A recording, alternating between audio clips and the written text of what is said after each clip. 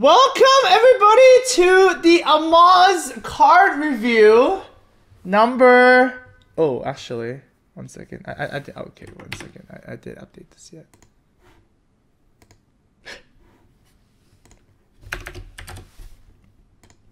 Okay.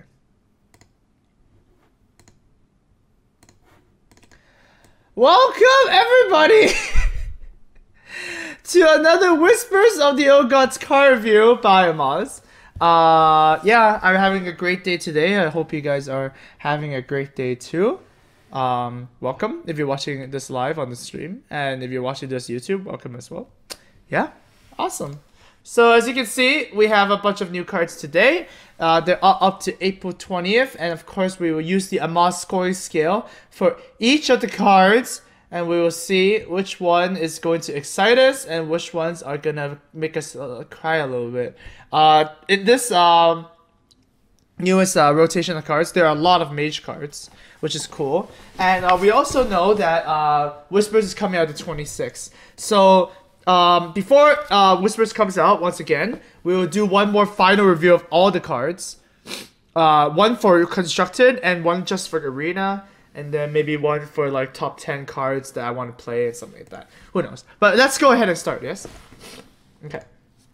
And the first card will be the Forlorn Stalker. It's a 3-mana 4/2 Hunter card, right? As a green border. And it has Battlecry, Gift all Death Rattle minions in your hand +1/+1. You know, effects like these are actually pretty strong. Because they are like a... This makes Mistcaller look so bad, right?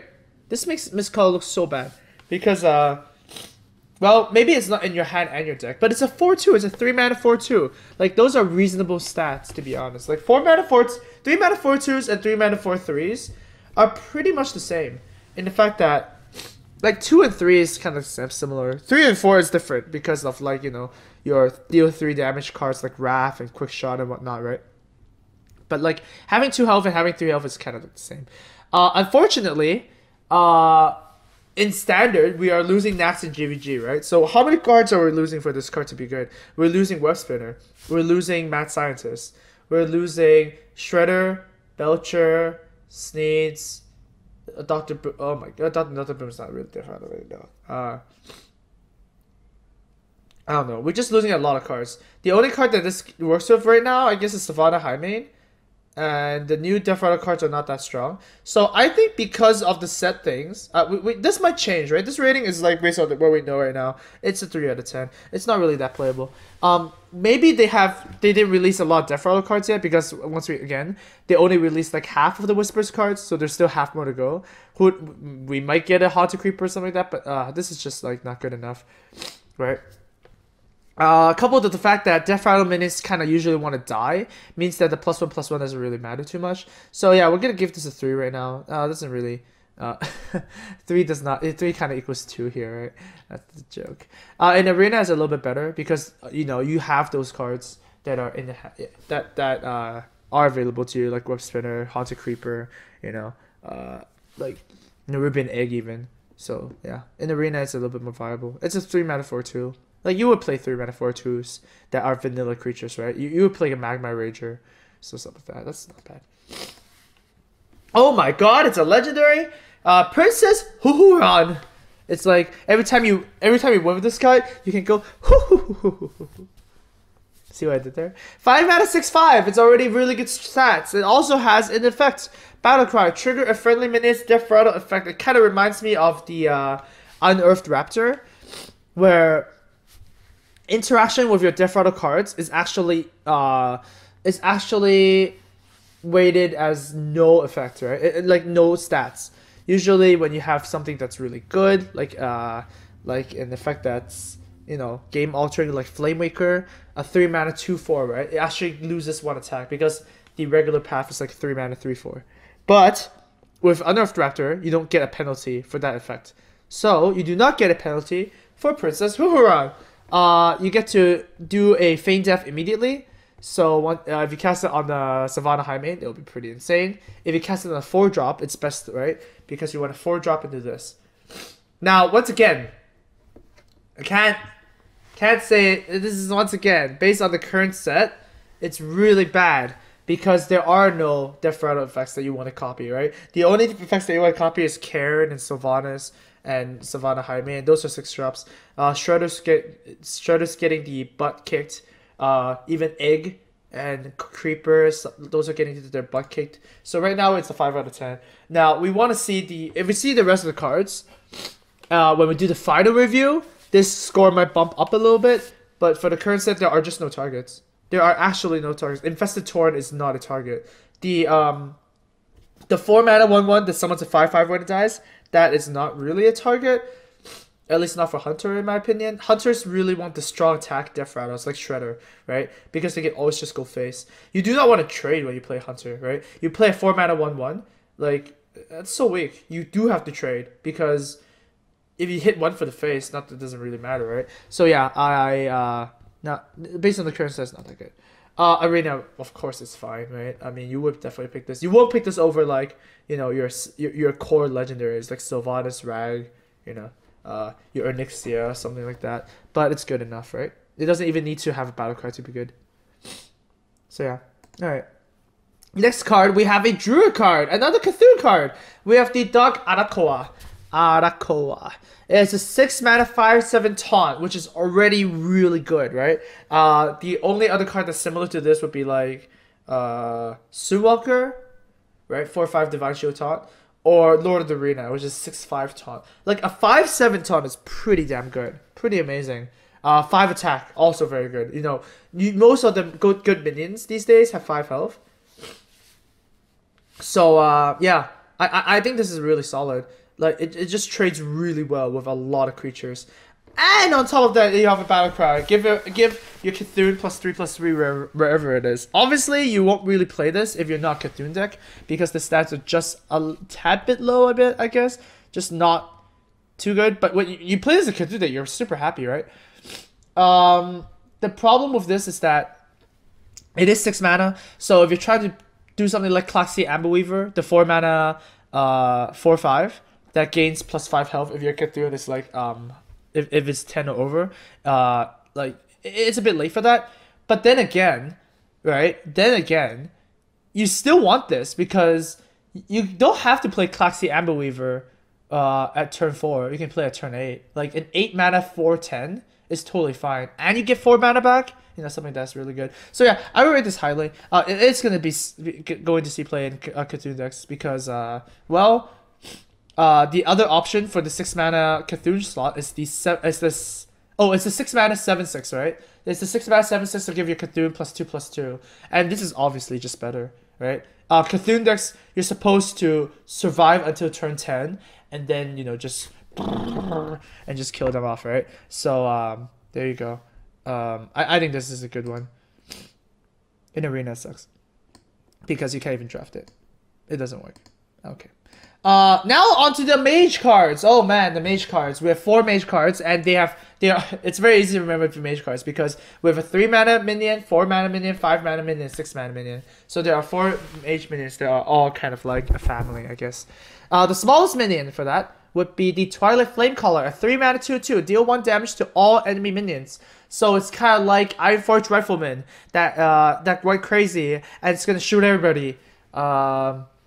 Yeah. And I mean, look at him. He has a pretty good belt. I would want that belt. But yeah, if you look at this at a stat point of view, it's really bad, right? It's a 3 mana 2/2. It's really, really bad. If you compare it to Arcane Explosion, this gets a little bit better because Arcane Explosion is a 2 mana this effect.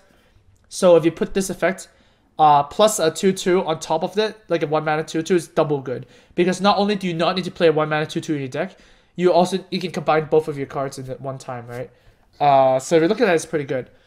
Now, why is this bad? Because this does not come out too often, I think. At least in Constructed. It's like a, how do I put it? Like, Mage doesn't really need a Whirlwind effect, right? If they do need to Whirlwind, sometimes they do need another one to ping it off or something like that. And then you're playing a 5 mana 2/2 for a little mini swipe. It's just not too relevant. Like, I would rather play Flamemaker, you get what I mean? Like, Flamemaker, you can play it, and then if they don't kill it, you can do this effect. Or you can play it late game and Flamemaker does even more of an effect, right? This is always going to be, there is always going to be a limit of this card on how good it is, I guess. Coupled with the fact that Paladins are getting the nerf, right? There's no more mini-bots, there's no more muster for battle, there's stand against darkness, which pretty much nobody's going to play. It just goes, it just falls lower on the scale. If Patriot ever gets competitive again, and you play this card in your deck, you're gonna look so silly. You're gonna look like an idiot, right? Having this on the hand and your opponent's patrons. So I'm not really optimistic about this card at all. In Arena, it's really good, obviously. You'll always draft this in Arena, are you kidding me? But yeah, I just don't see how this is... How you would include this deck in your constructed deck, right? Like, against aggro, maybe? But aggro, sometimes they don't even play, like... They don't even care, right? They play a 2-1, they hit your face already, and then you play this, it's too late, right? In aggro matchups, you just want to kill them fast. Like, the best counter for aggro is to kill them. Because if they die, they can't do damage to you anymore. And this card doesn't really do that. They just doesn't really solve the overraking problem. Okay, onwards to number 4. Demented Frostcaller. I love the card on this one. Oh, he looks awesome. 4 mana, 2/4. So you're paying a lot of stats already. Paying, oh my god, like this amount of stats that you pay has to have something that's insane, right? 4 mana, you pay 3 stats. That's so much. That's so much to pay, right? The first thing that you think of is like, it better be something like Gnomish Inventor that draws a card or something, right? So the card text for this one is, after you cast a spell, freeze a random enemy character. So it's kind of like a, what's it called? A random ice lance, I guess. Every time you cast a spell. Ugh, I have a hard time thinking that this is good, right? Because like, how relevant is freezing a character? And how relevant is sometimes missing and freezing the face? If you freeze the face, oh, you're just gonna be really sad. Like, a lot of times, because half of the classes do not use weapons, and yeah, that's just that. Like, half of the time it doesn't do anything, and like at the other half of the time, is the payoff really that big? Right? Wouldn't you rather play Flamemaker and just deal 1 damage to that minion instead of freezing it? So no, I don't. I'm not really happy about this card at all. Freeze Mage, no, still no, because you're freezing a random character. You want to freeze the characters you want, or you want to freeze everything, right? You want to freeze the whole board, like Nova, like Cock even. Cock is fine. Blizzard, right? You don't want to freeze a random character. Don't want to do that. In Arena, it's even worse. It's even worse. It's a 4 mana 2/4. You're not playing 4 mana 2/4s. Yeti kills it. And then what? You play a spell, you freeze the Yeti, and then the Yeti kills it next turn? Oh god, disgusting. No, no, no, no. If you're a person who likes to draft pretty cards, then you can pick this card. But otherwise, no. This is not good. Oh, Servant of Tentacles everywhere. We have a 5 mana 5/4. So you're not paying too much stats. You're paying like 2 health or even 1 health even. Like 5 mana 5/5 is irrelevant, right? Battle Cry. Cast a random spell that costs 5 or less. Targets chosen randomly. So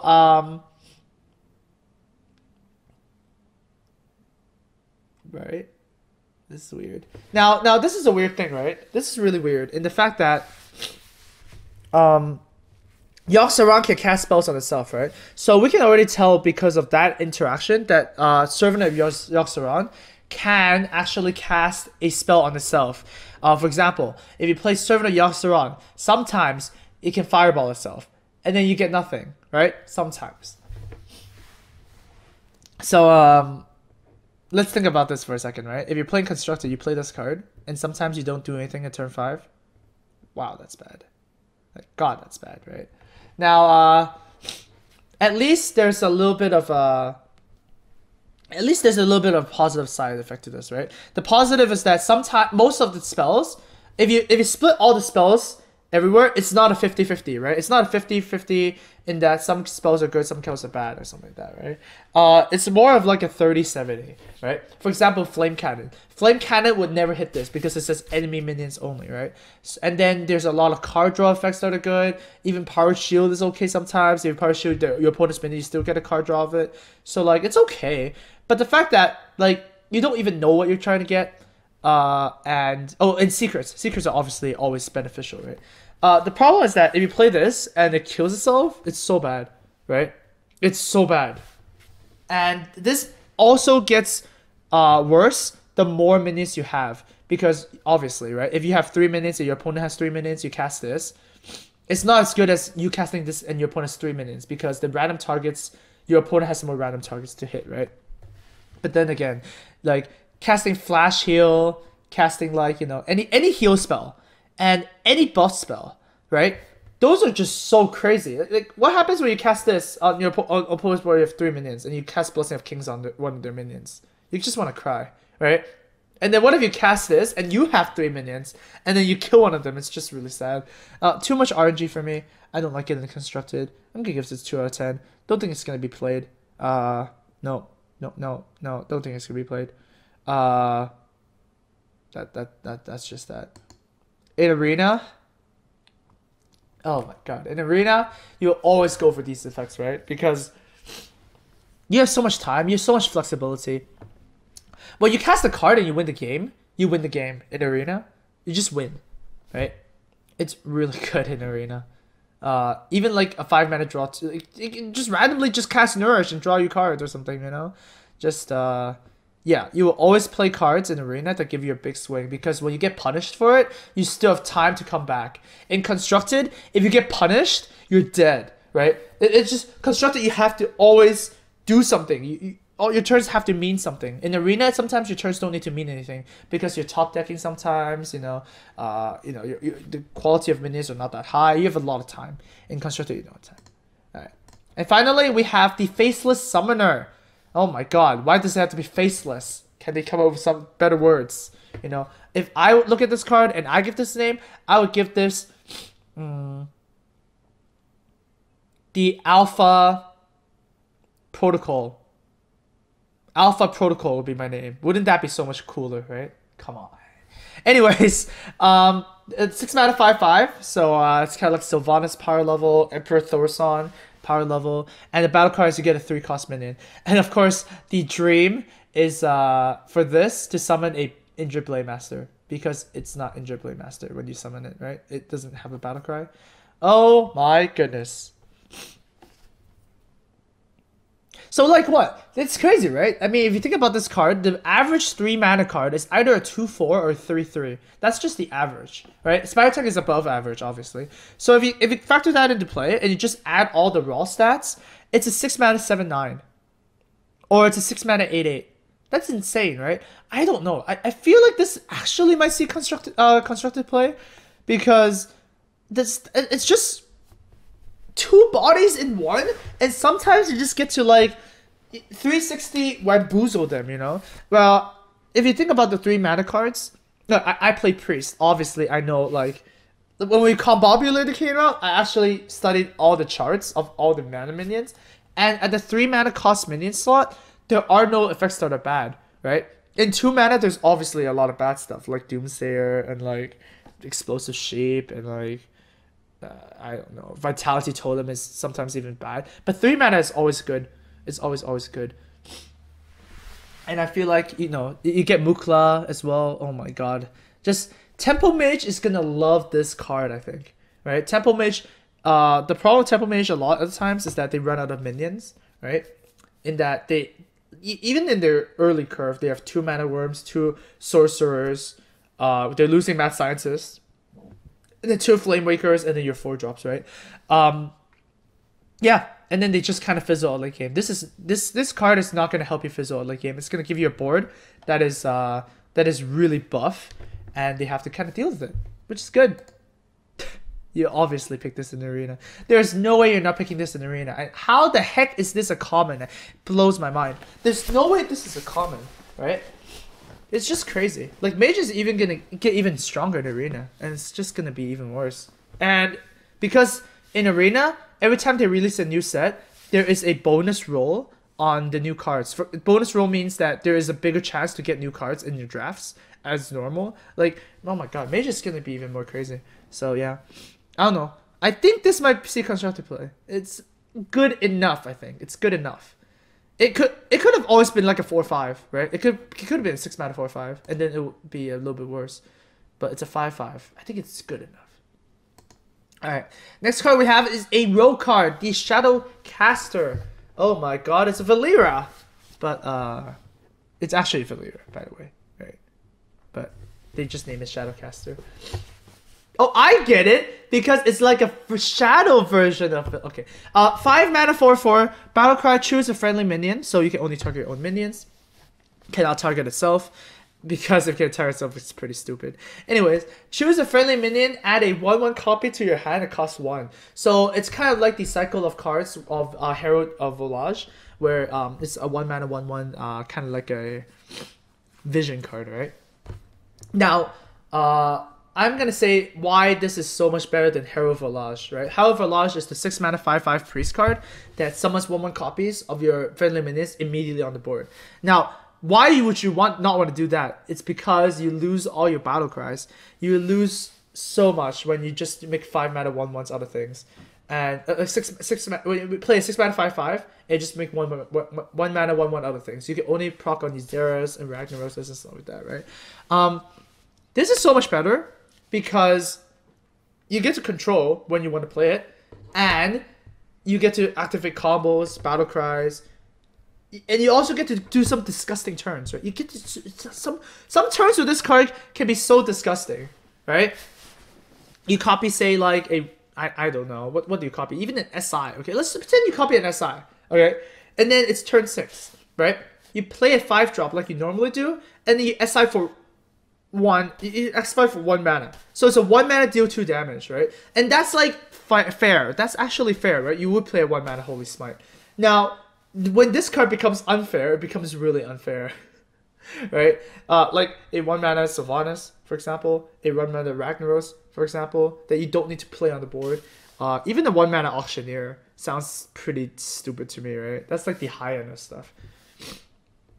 I don't know. 1 mana Skulker, the Dark Iron Skulker is still in the set. Like, this card just becomes draw a spell that costs 1 mana. That is in your deck, right? It's one mana deal 2 damage is like the what's it called? The floor of the spell. So I would say this is really constructed playable. You can use it on your Farseer as well. There's just so many options. You can use it on Tomb Pillager even. The 1 mana 1/1 that gives you a coin. Yeah, I would play that. And now think about this. If you play this in your deck with Yogg-Saron, right? In your rogue deck, you can cast so many spells. I don't know. I like this card. I think it's gonna be good. However, Azure is still better. Azure is still a 9 out of 10 rogue decks because of spell power, right? And you also get to draw your deck. Drawing your deck is sometimes stronger than drawing a card outside your deck because you get to thin it and you get to, get to your... You know what you're going to draw. You get to your Eviscerates and your Flurries faster. But I still have a little bit high hopes on this one. I think this is still fine. In Arena, it's good. It's an Azure Drake. It just draws a card. Alright, you would play that. It's a 6 mana 4/4 that summons a 1/1, and sometimes that's an effect. That's fine. It's good. Okay, we're good. Now onto the card that I revealed, Shifting Shade. 4 mana 4/3 priest card, and Death Rattle, it gives you half a Thought Steal.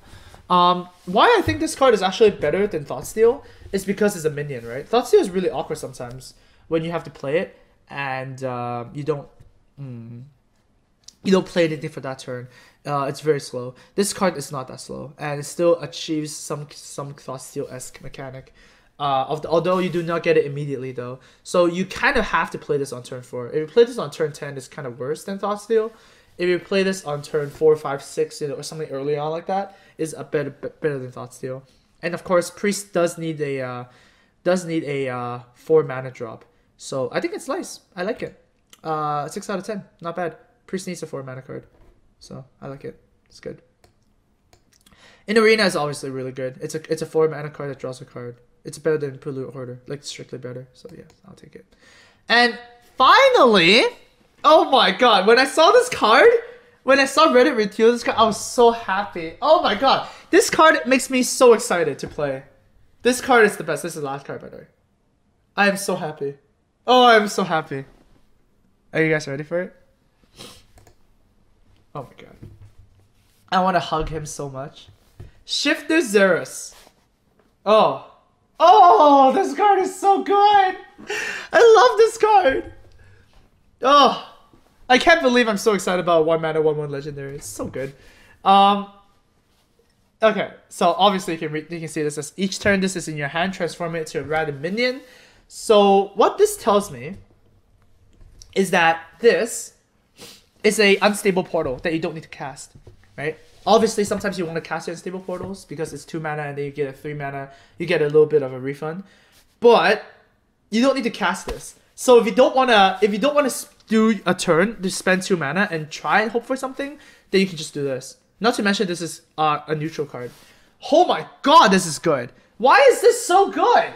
You understand? People don't understand why this is so good, right? Because you can always just keep it in your hand, and if you don't want to play that, then don't play it, right? Just wait till another turn, right? You can sometimes you can have just bad stuff like I don't know, like what's a bad card? Like Ice Rager, right? Like sometimes this is Ice Rager, and you don't need to play it. People feel like you don't need to play it as soon as you have to play it. You don't need to play it. Okay. There is a big drawback on this card though, is that when you draw the card, it doesn't transform, so it does need to wait a turn. But I cannot see how every single control deck is not gonna play this, right? There is just no way. This is your legendary. This is every single legendary in the game. This is every single epic in the game. No way. No. Every control deck would play this. It's too good. It is actually too good. You would not play this in aggro, obviously. I mean, come on. You would probably not play this in mid range. You would play this control. It is absolutely nuts. So in arena, it's also very nuts, right? Because of it's just nuts. It's unstable portal. You will always draft unstable portal. There's no way you're not drafting this card. This single card makes me so excited for Whispers. So, yeah. I'm excited. So, yeah. Anyways, new cards are going to come out soon. When new cards come out, we'll do another review. And once again, guys, when all the cards come out, we'll do a big review. It's going to be a long video. You guys will love it. And, yep, there you go. Thanks for watching.